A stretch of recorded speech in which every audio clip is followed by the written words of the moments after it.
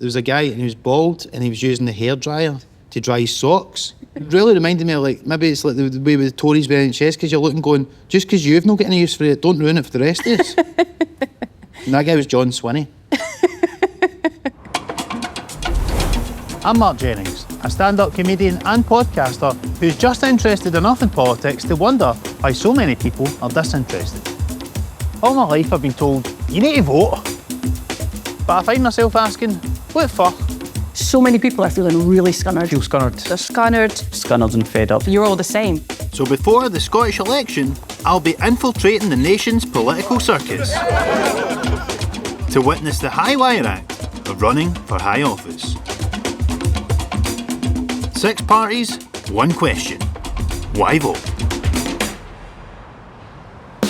The Conservatives. Do their common sense values only appeal to over 65s? Or are they branching out to a new demographic? The over 6'5"s. I put that to Scottish Conservative candidate Megan Gallacher. Why should people vote? Well, it's a really important question, and like you, I've spoken to a lot of people who are fed up, they're scunnered, and they actually don't want to engage in politics. But as my gran always said, if you don't vote, you can't complain. So I think that's a really good Sounds reason. like a bit like a complaint, that, to be honest. Well, you know, to put a positive on it, not a negative, I think that people should vote because it is really important for the future of our country, but also to make sure that their voices are heard. So why should people vote for the Scottish Conservatives? One thing that I've always been proud of to be a Scottish Conservative is that we believe in ambition, we believe in aspiration, and we believe in opportunities. And that's what we want to create for our country. Your slogan is common sense for a change, Yes. which is pretty clever. Yes. You can tell Russell Finlay used to be a journalist because that's catchy.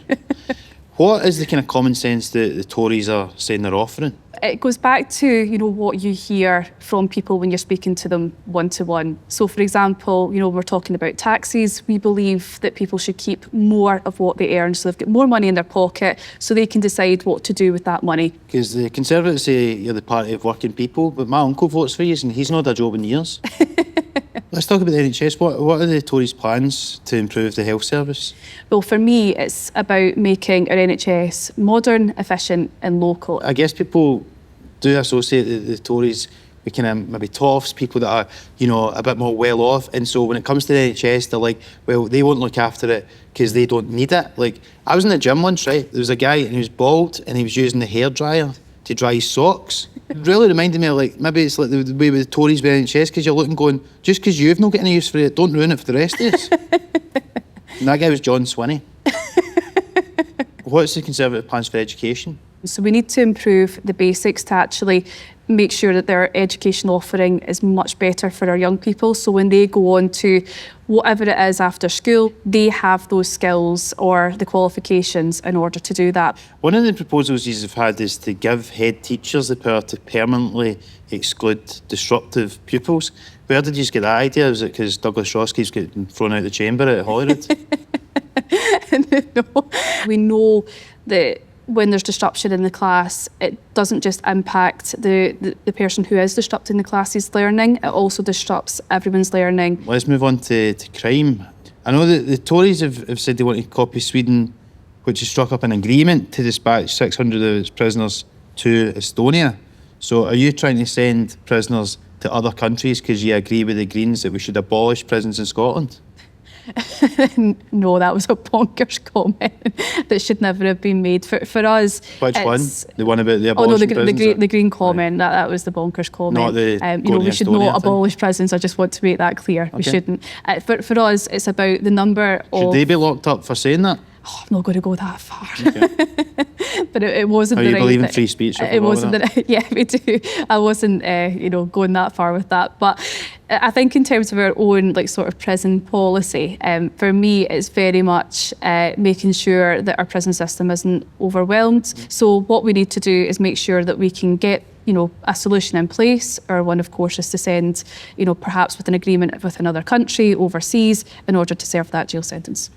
The Conservatives are pitching themselves, I guess, as the most pro-union party. So is that definite all the way, union all in? Yep, union all in. Okay. Do you worry that there could be a pro-independence coalition between the SNP and reform if Nigel Farage decides he wants England to be independent from us? Well, this is a good point because we have... You're the first person who said that to me about that question, by the way.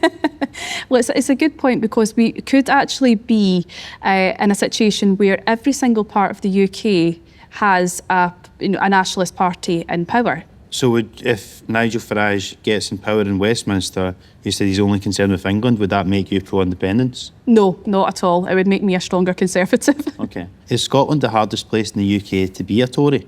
No, I mean, you're talking to someone who lives 5 minutes down the road for Ravenscraig. We're quite hardy being Conservatives. Is that right? You've got your conclaves, do you? No, we're just quite hardy. We're Conservative quite proud. claves. We're quite proud of who we are as people. And, I think it's a really important point. There's no no-go areas now for Conservatives in Scotland. Megan Gallacher telling me the story with the Scottish Tories. And in the Scottish elections, you get 2 votes, which means you can vote for the same party twice, and also means you can not vote for the party you don't like twice, if you really don't like them. Before you cast your ballot, it can be a challenge working out the Scottish voting system. It's fair, as in fair complicated. Why 2 votes? Well, it's a bit like the offside rule. Even if you understand it, it can be hard to explain it to other people. In theory, it's meant to be more democratic.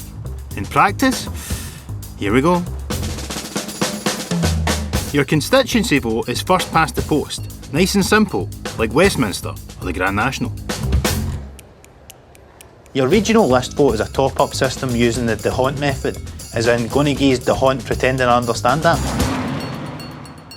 An easy way to remember it, the constituency vote is on a lilac paper for the party you think lacks the most lies. And the regional vote is on a peach paper for the party you think might have a peach of a policy. 2 votes, 2 chances. You can back the same party twice or hedge your bets like you're at the bookies. Some parties stand on both ballots, some don't, some barely stand at all. And if the combination you go for doesn't work out, well, at least you'll always have someone to blame. Yourself. Still none the wiser after that? Don't worry, because I'm about to speak to someone who's wiser than us all. In the age of AI, this man's intelligence is anything but artificial. Professor Sir John Curtice. Okay, thank you so much for joining me, Captain Sir John Curtice. You're welcome. Yeah, you're not the guy that raised all the money for NHS, are you?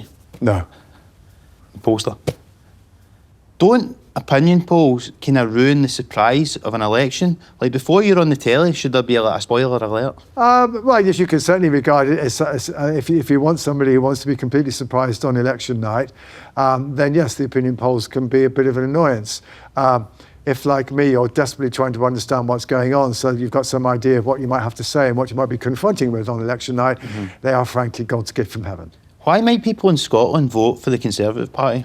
Because they are people who believe very much in the union. They are people who are economically on the right. These are people who think that we should be primarily concerned about the future of business. Some of them, though not all of them, not all people who vote Conservatives are people who are concerned about immigration, but some of them will be. But it's really the combination of being economically somewhat to the right and also being a big believer in the union that will define the Conservative Party. Oh, and of course also, they have to be people who are willing to forgive the Conservative Party their record in the last Westminster Parliament. JC there preaching the power of forgiveness. Amen. So I've heard the pros and cons of being pro-con in this election. But will you vote for them? Before you make a decision, remember you can catch me putting more genuine questions to the various parties.